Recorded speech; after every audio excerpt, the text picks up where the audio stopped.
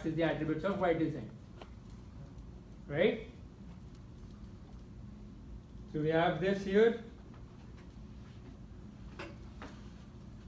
We get the entire values. We get the entire object, right? With this line, we get the entire object. Am I right or wrong? Am I right or am I wrong? Right? We get the entire object. We store it in VS. Then it's the same thing that we used to do. Set the text fields with the data that VS has. Right? That the object has. All good? Any doubts in details? No? Should I proceed? We have delete button as well. Right? We have delete button. So what should happen in delete now? You got a rough idea by now, right? Yeah. What should happen in delete? Select the row. Click on delete. So what on delete then? Remove from the RLS. Do you remember we have a method delete vital sign? Inside vital sign history? Yes. What we did there? We removed the vital sign. We can use that. Right? So let's go into the code. This is the delete code.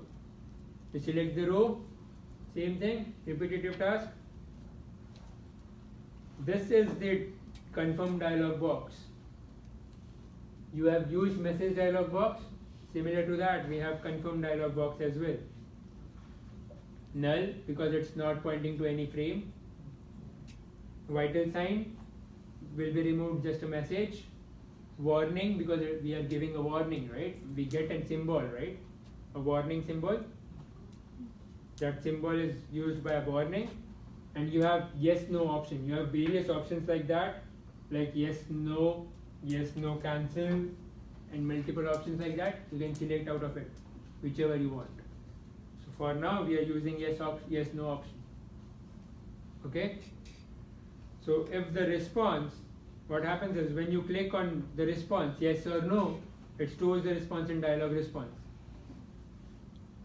If the response is similar to J option response, yes option,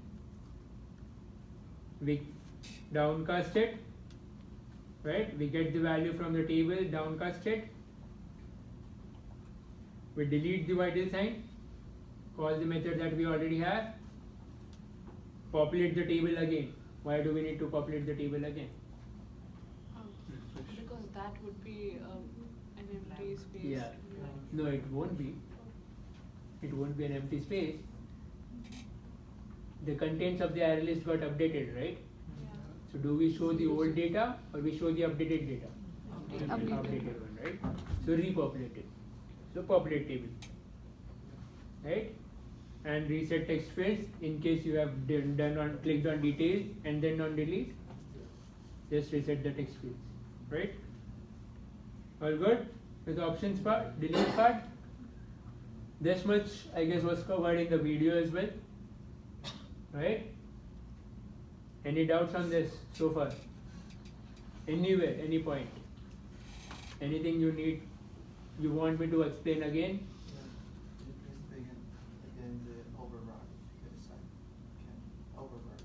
The override method, right? Yeah, I just want to show that as well. So what happens is when you create a vital sign, I'm putting any values for now. We created a vital sign. When we go to view, the details should be visible. See what is visible. Address, right? You can see the address. If we use the override part,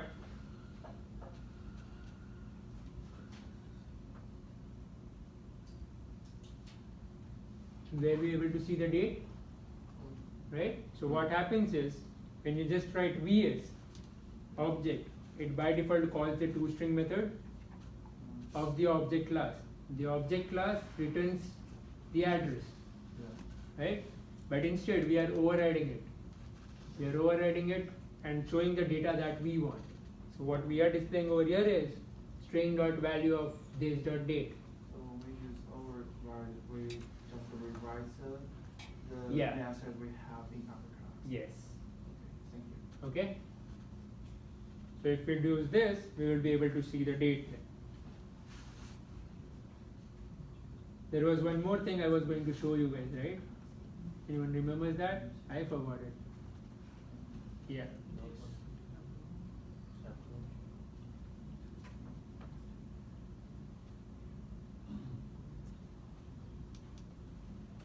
If I don't set DTM row count as 0, what would happen?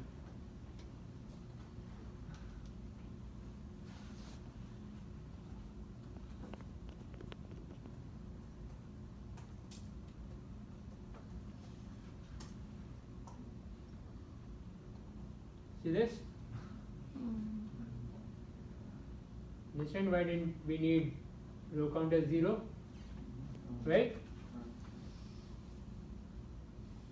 And now we are able to see the date as well because we have our override method right now. Right?